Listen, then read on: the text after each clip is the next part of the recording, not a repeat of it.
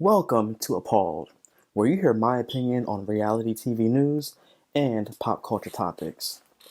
Today's video is about Kandi and the Gang's low numbers. Now, the second episode's ratings had came out and shown us that they pulled in 490K in viewership.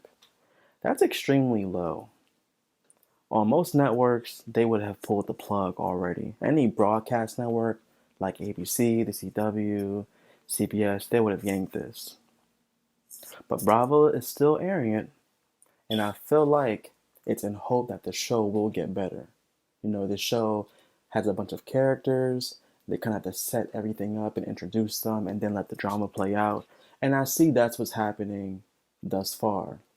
Now, I didn't think the viewership will be that low because Kandi, from what people say on the interwebs, is a fan favorite. You know, you go on any thread somewhere, you'll see how everyone loves Kandi. But is that reflected in the viewership of her shows? Because the most recent show that Kandi's had, which was the talk show, I don't think that was on for that long, and I feel like it had came on every night for a week or 2 weeks, and I feel like that was its test run to see if it was going to be like not really a replacement to Watch What Happens Live, but more like a sister show. But nothing really went with that. Nothing happened with that, it seemed. So I don't know. It's really weird. It's strange that the viewership is so low, given all the promotion that Bravo has been putting into this. I mean, we've been seeing Kandi at least doing an interview every 2 days at this point, really promoting Kandi and the Gang and the new season of The Housewives. So she's definitely putting in the work. I've seen billboards, multiple commercials. So like the network is definitely investing money into this project, but what's the payback? I don't know. I mean, it's still early. We're only on episode 2. Let's at least give this until episode 5 to see what the ratings are. Because it seems like episode 3 is going to give us some concrete drama that's outside of setting up the characters. So we'll just see what the direction of this show goes into. Personally, I like the show. I feel like it's bringing a good balance of romance. We have a nice villain. Sorry, Philip. And we also get to kind of see the backstories to some of these big personalities. Like Brian. I definitely can relate to Brian. I also went through some type of drinking realization when the pandemic popped up because I couldn't go out to the club no more. I couldn't go out. And I feel like if that, for people who are going out a lot and people who are making that lifestyle like, their thing, it was kind of like a shock when it was kind of just pulled away from us. Like, oh, what do I do now? Me and my friends would end up taking walks to parks and drinking there, or we find some we was doing some crazy stuff during COVID. Find some like parking lots that were abandoned and be like drinking there, or go down to a beach and drink there. Like we're just finding anywhere to drink because everywhere was closed. So I definitely related to him in that moment. And it was kind of, one of those heartfelt moments that really connects you to the character. So, like, I feel like this show has a lot of good things going for them. Then we also get to see the OLG in action. Watching Aunt Nora and Mama Joyce just be them was entertaining, and it's.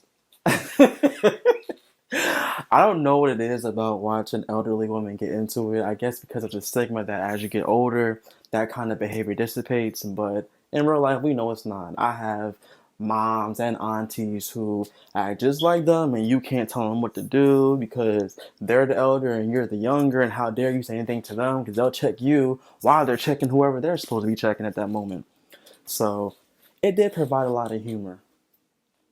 Now, I did have an inkling to why the ratings might be low. My first inkling deals with the fact that this is an all black show with no white supporting characters at all. And part of me feels like that could be a reason why the viewership is low. When our HOA first premiered, they had Kim. She was the only white character, so she had someone who people could relate to. This show doesn't have that. This show has all black characters, period. So, like, I'm not a white person. I can't speak for them, but it would seem to me that if there's not anyone they can identify with and they don't really find the story interesting, then they might pass. I don't know. I haven't really watched any of the Below Decks, or I haven't really watched many of Bravo's shows outside of The Housewives of Atlanta. And when Potomac first came out, I gave Potomac a watch, but it really wasn't my thing. I didn't really start watching that until I think maybe the third/fourth season. And recently I started watching, actually no, I finished the whole entire series. It took me maybe about like what, 3 or 4 weeks. I watched The Real Housewives of New York, and I love The Real Housewives of New York. That's a good series. I didn't really know what to expect from that show, but hey, it brought it. Like I would say up until season 11, like the first 11 seasons, they were really good. Like really good. The cast shakeups were good. Like the new additions were good. Bethany, Jill, all the OGs, Dorinda, you know, Carol. I really, really enjoyed watching that show. Although it was really a bunch of older women just getting drunk and doing crazy stuff, but it was fun to watch. I tried giving Beverly Hills a watch, but I wasn't really feeling it, in the first season. I did watch New Jersey for a little bit. But my point is that if there isn't anyone for people to identify with on these shows, are they actually want to watch them? I don't know.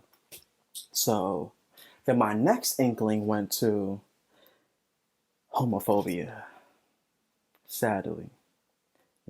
If most of the if most of the fellowship, the viewership is coming from black people, and most of them are homophobic, are they really going to want to watch this show, which has an abundance of black gay men? And it's not just feminine gay men. There's also masculine gay men, and there's some who kind of teeter within the middle. They do have a broad spectrum. They have a wide spectrum of the type of gay men they have on the show. But even knowing that, I still know that that would be the reason why that maybe some people wouldn't watch the show. They don't want to watch a bunch of gay dudes on television. And as sad as that is to say, it's the reality of the situation. It's pure facts. I mean, I can't imagine any straight black man watching a show with a bunch of gay dudes on it.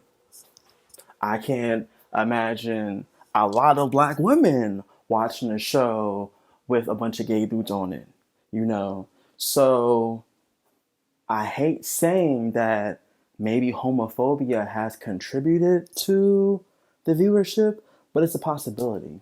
I feel like when it comes to most black reality shows, the fan base is split between women and gay men, period. Like, I feel like if straight men are watching it, it's either because of their girlfriend or maybe there's like the show. I don't know, but I don't really hear too many straight men talking about reality television for the most part. I only hear between women and gay men. So I hope that isn't the case because this show has the potential to be really, really good. Really good. I'm hoping that the numbers go up. And I guess we'll only know with time. The chitter chatter on the streets is also comparing this to Portia's show again, and that's going to happen. You know, it's unfortunate, but it's a reality. But people also forget too that when Tardy for the Party first came out, it was also a spinoff of Atlanta. So, and I don't think the numbers were that great on that show either. I think they were just average, and that show has lasted a very long time. So, I guess we'll see.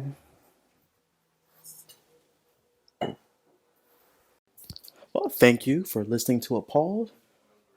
This is going to be the first attempt of me posting consistently. So here we go.